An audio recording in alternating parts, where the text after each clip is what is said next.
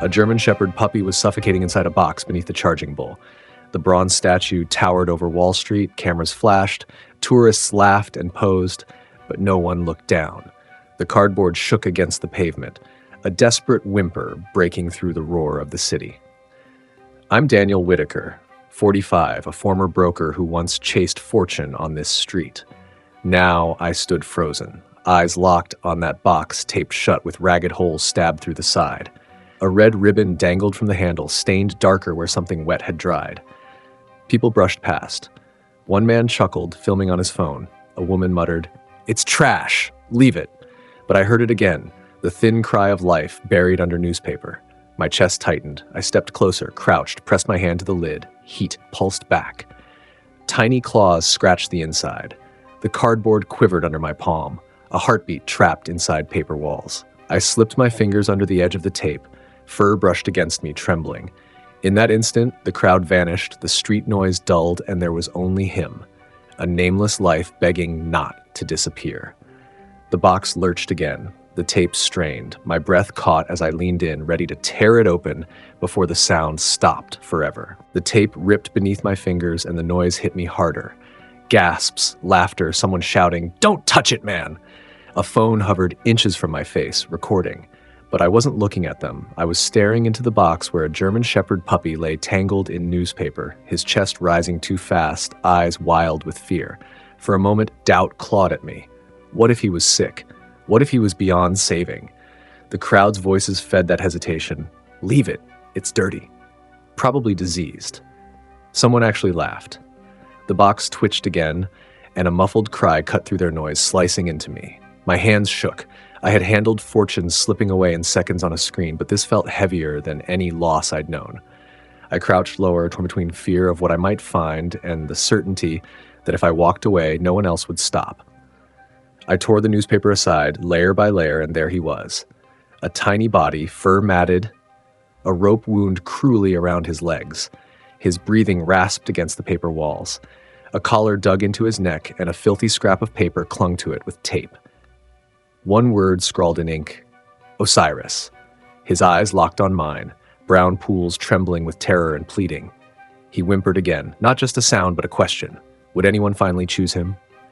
I froze, the city spinning above me, the statue gleaming, tourists jeering, and in the middle of it all, this fragile life pressed against my hands. My heart hammered so loud I almost couldn't hear him breathe. I knew the next second mattered. The rope, the fear, the world watching. None of it could stop me now. I slid my arms into the box, ready to pull Osiris out, no matter how hard he fought to stay alive. He burst from the box in my arms like a storm trapped too long. The German Shepherd puppy writhed, legs bound by rough rope, body shaking so violently it rattled against my chest. Cameras caught every second. Lenses pointed, fingers tapping, laughter mixing with disgust. Not one hand reached to help. I pulled him close, shielding him from the neon shirts and the phones held high.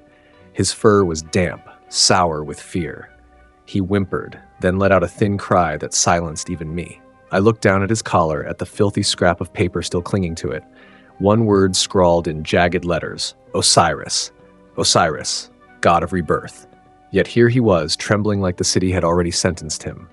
His eyes found mine, wide and glassy, a plea louder than his voice. It wasn't just survival he wanted. He wanted a reason to believe anyone would choose him. My throat tightened. I wanted to tell him it was over, that he was safe. But even as the words formed, I knew he didn't trust them. He flinched at the bull's shadow, at the hiss of a bus braking, at the crowd pressing closer to film what they thought was spectacle. A man muttered, "It's just a mutt." Another smirked, "Don't waste your time." I felt heat rise in my chest, not from the sun, but from the knowledge that they'd rather record his last breath than lift a finger. The rope cut into my skin as I tried to loosen it. Osiris whimpered louder, the sound scraping against everything I'd buried inside myself. I whispered, "I've got you." But even I wasn't sure if he could believe it yet. I stood, clutching him against me, the box discarded at my feet, the crowd parting as if I carried something dangerous. They didn't understand. He wasn't dangerous. He was fragile. And as his tiny heart pounded against mine, I realized I wasn't just holding him. He was holding me to a promise I hadn't made yet. I tightened my arms, braced against the city's indifference, and stepped forward with Osiris trembling in my grip, knowing this was only the beginning. He fought me with every ounce of fear left in his body. The German Shepherd puppy thrashed in my arms, his paws kicking, the rope still biting into his fur. His cries pierced the canyon of skyscrapers, echoing louder than car horns, louder than the jeers of tourists who turned our struggle into street theater. Phones hovered like weapons, capturing every second but offering no salvation. I pressed him tighter against my chest, feeling his rapid heartbeat slam against my ribs. "Easy. I've got you," I whispered, my lips near his ear, though my own voice shook. He didn't know me. Why would he trust me? To him, I was just another shadow in a world that had already abandoned him. The crowd laughed when he clawed at my shirt, when he twisted as though trying to disappear. One man shouted, "Don't let it scratch you." Another said, "Just leave it. It's not worth it." Their words stung, but not as much as the sheer absence of compassion in their eyes. Osiris squealed, the sound of pure terror, and I felt the city mocking him, mocking me. Neon lights flashed, footsteps clattered, the bronze bull gleamed as though celebrating strength, while at its feet, life itself was fighting not to fade. I lowered my head, blocking his view of the mob. "Listen to me," I muttered, though I wasn't sure if I was begging him or myself. "You're not alone anymore."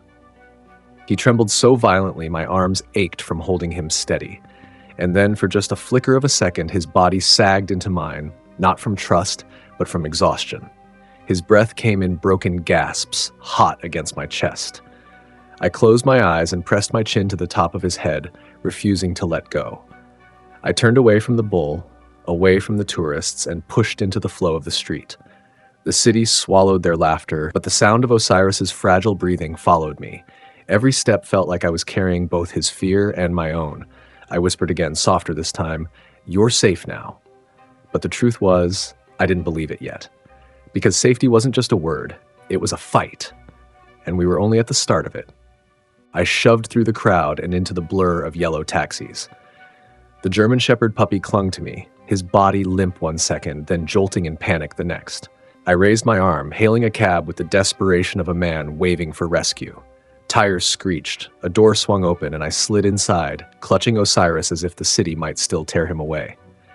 The driver scowled, eyes flicking to the bundle in my arms. "Don't mess up my seats," he muttered. His words stung, but I ignored them. Osiris whimpered, breath shallow, eyes glassy. The rope around his legs cut into my wrist as I tried to loosen it. His fur was damp, his skin hot beneath the grime. I whispered his name for the first time. "Osiris!" It felt strange in my mouth, heavy, sacred. He stirred faintly at the sound, as if he recognized it. His eyes fluttered, too tired to hold focus, but still searching, still begging not to be left behind again. My throat burned. I thought of the German Shepherd puppy I had as a boy. Max, my first best friend. He'd slept at the foot of my bed, waited at the door when I came home, and died too young. That loss had carved something in me I never wanted to touch again. I swore I would never open that wound. But here I was, holding another life balanced on the edge, and I felt the crack widening. The cab jolted over a pothole, and Osiris whimpered weakly, pressing his face against my chest. His breath rasped like torn paper. I pulled him tighter, rocking him gently, my own heart pounding in rhythm with his fragile one. The city's skyline rushed past the window, indifferent, glittering with wealth, while this tiny life trembled in my arms. I leaned down, forehead touching his damp fur. "Hold on," I whispered, though I wasn't sure if I was pleading with him or with whatever higher power might still be listening. The hospital lights drew nearer, glowing white against the dark glass of skyscrapers. I clung to the sound of his breathing, thin, uneven, but still there, still fighting. And in that rattling cab, surrounded by strangers who didn't care, I realized I was praying harder than I had in years, praying that this night wouldn't be his last. The clinic doors flew open, and I ran inside with Osiris cradled against me. Fluorescent lights buzzed overhead, sharp and cold. A receptionist looked up, startled, as I pushed past the desk. "He's dying," I choked out, and before she could answer, a vet in scrubs rushed forward. Her hands moved quickly, lifting the German Shepherd puppy from my arms and onto a steel table. I stood frozen, chest heaving as they cut away the rope, peeled off the filthy papers stuck to his fur, and pressed a stethoscope to his tiny chest. The vet's brow furrowed, her voice calm but urgent. Weak, malnourished, dehydrated. But, she looked at me, he'll live. The words hit me like air after drowning. My knees almost buckled. I gripped the edge of the counter, staring as they set a bowl of water near him. Osiris dragged himself forward, lapping greedily, water spilling down his chin. For the first time, his cries quieted. He was still trembling, but it was a different kind of shaking. Need, hunger, life clawing back piece by piece. I exhaled a breath I didn't know I'd been holding. The vet glanced at me. "What's his name?" I blinked, then looked at the scrap of paper they had pulled from his collar. Ink smeared but still legible. Osiris. I whispered it aloud again. Osiris. My voice cracked. The name felt heavier now, not just letters scrawled by someone who didn't want him, but a promise pressed into my hands. The vet smiled faintly. Fitting, a god of rebirth. I reached out, brushing his damp fur with my fingertips. He flinched but didn't pull away. His eyes met mine, still frightened but no longer fading.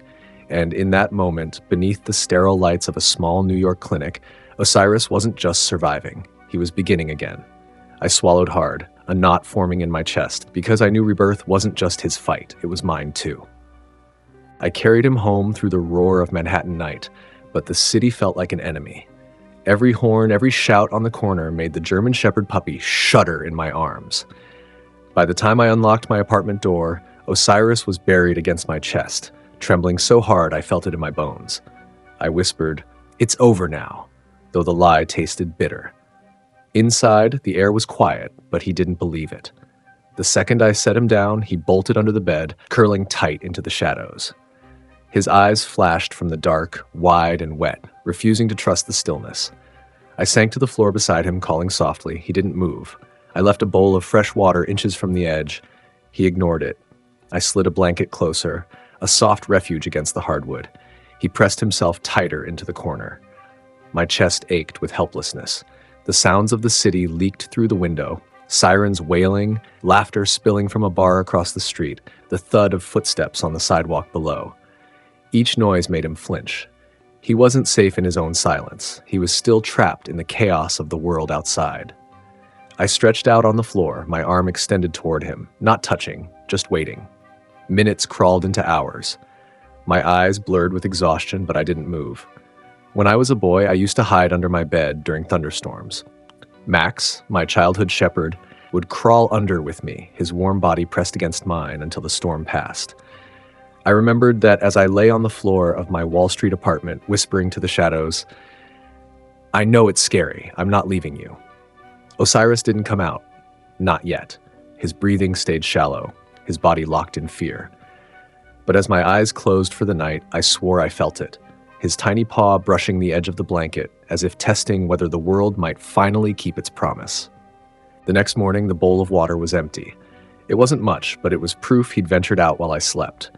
I sat cross-legged on the floor, a handful of kibble resting in my palm. Hours passed in silence. Osiris stayed hidden, his German Shepherd puppy eyes glowing faintly from beneath the bed. My arm ached from holding still, but I didn't dare move. Finally, his nose twitched. Inch by inch, he crept forward, paws trembling, body low as if the floor might betray him. His gaze flicked between my face and the food, torn between terror and need. Then it happened. His tongue flicked out, snatching one piece from my hand. Just one. He vanished back into the shadows as if he'd stolen gold. My chest tightened, tears burning my eyes. To anyone else, it was nothing.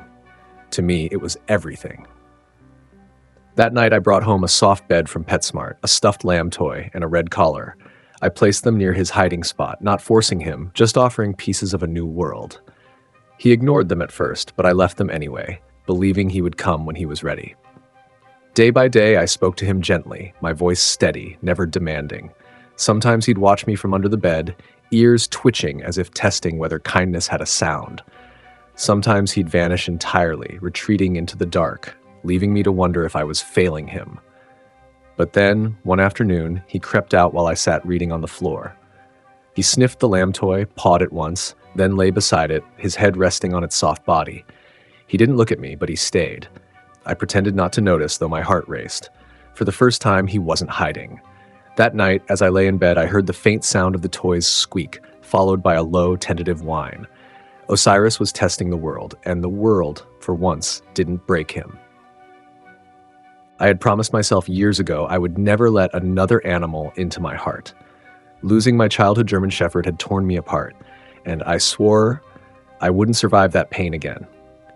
But Osiris was different. He wasn't just a puppy hiding under my bed. He was a mirror of everything I had buried deep inside. Late one night, I woke to the soft scrape of paws across the floor. My breath caught as I felt a warm weight press against my feet. He curled himself tightly, trembling at first, then sighing into sleep. I didn't move. I couldn't. Tears slid down my face, silent and hot. I had built walls for decades, and this 4-month-old German Shepherd puppy had slipped right through them. Every day after, he grew bolder. He followed me from room to room, his paws clicking on the hardwood, his eyes glued to me like I was his only anchor. When I closed the bathroom door, he whined softly until it opened again. It wasn't dependence, it was trust, fragile and new. But with his trust came my fear. What if I failed him? What if I wasn't enough to erase the ghosts carved into his little body? I found myself doubting, second-guessing every choice. Too much food, too little patience, too many expectations. One evening, I sat on the floor, my head in my hands. He patted over, nudged me with his nose, then rested his chin on my knee. His eyes, those same eyes I'd first seen through the slit of a cardboard box, were calm now, steady, and that's when I realized something terrifying and beautiful. I wasn't just saving him. He was saving me. I stood again on Wall Street, the place where everything had begun. The bronze body of the charging bull gleamed in the afternoon sun, crowds buzzing with laughter, cameras clicking like a chorus of indifference. I gripped the leash tighter. Beside me, Osiris froze, his ears back, his body trembling. For him, this street was a scar that never healed. "Easy, boy," I whispered, though my own chest felt heavy. His paws pressed into the pavement as if the ground itself carried the memory of fear. For a moment, I thought he would bolt. The noise, the crowd, the swirl of voices, it was everything that had once caged him. But then, slowly, he lifted his head. His amber eyes scanned the crowd, not in panic this time, but in something closer to defiance. He took one step forward, then another. His tail gave the faintest flicker of movement, not fear, but the beginning of pride. I could feel people watching, phones raised the same way they had on that first day. Only now, the story was different. This wasn't a forgotten puppy in a box. This was a German Shepherd puppy standing tall against the very place that had once broken him. The bull loomed above us, a symbol of power, of wealth, of a city that rarely stops. And there, in its shadow, Osiris made his stand. One paw after another, he moved forward until he was no longer behind me. He was leading me. The crowd parted just slightly, a ripple of silence as his steps grew steady. For the first time, Osiris wasn't running from the world. He was walking into it. I brought him home that night, and for the first time it felt like a home for both of us. His bed sat in the corner, soft and clean, no longer a damp cardboard box beneath strangers' feet. His bowl overflowed with food, his water fresh and full. Osiris stretched out on the rug, his chest rising and falling in calm, steady breaths, not the frantic gasps of survival I had once heard. I sat there watching him, realizing that somewhere along the way, the fear in his eyes had softened. He no longer flinched at every sound, no longer searched for the exit in every room. Instead, he curled against the warmth of safety, as if he knew he finally belonged. The German Shepherd puppy that once shook in the shadows was now sprawled across my living room, his paws twitching as he dreamed, his tail giving small, contented flicks. He had found his place, and in giving him that, I had stumbled into something I didn't expect, my own second chance. Osiris had been saved, but in truth, maybe I had been too. Indifference leaves lives to wither, but compassion changes everything. That cardboard box could have been just another piece of trash on Wall Street, ignored and forgotten. Instead, it became the beginning of a new life, because one small choice, to stop, to care, to act, made all the difference. This little guy's journey from abandonment to rehabilitation shows how important nonprofit rescue groups really are. Without them, countless German Shepherd puppies like Osiris would never have the chance to be seen, to be healed, to be loved. Caring for a rescued puppy is more than love. It's responsibility. It's pet care. It's choosing to be present when others turn away. His survival is proof that no act of kindness is ever wasted and no life is ever too small to matter. Join our Brave Paws family. Be their voice. Be their hope.